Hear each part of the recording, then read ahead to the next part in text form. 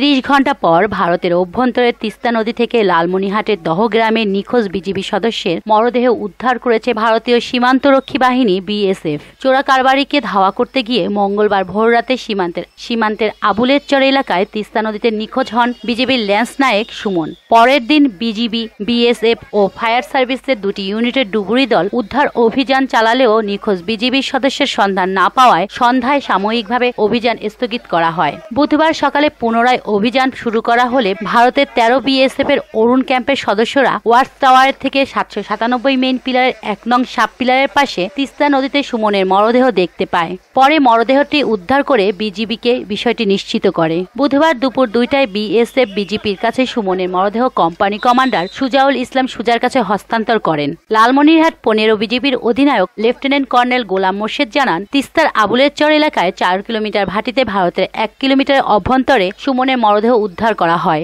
হস্তান্তরের পর লাশ ময়নাতদন্তের জন্য রংপুর মেডিকেল কলেজ হাসপাতালে প্রেরণ করা হয়েছে বলে বিজিবির পক্ষ থেকে নিশ্চিত করা হয়। উল্লেখ্য যে নিহত বিজিবি সদস্য সুমন হাওলাদার হবিগঞ্জ জেলার আটগাড়িয়ার আউশপাড়া গ্রামের হেকিম আলীর পুত্র।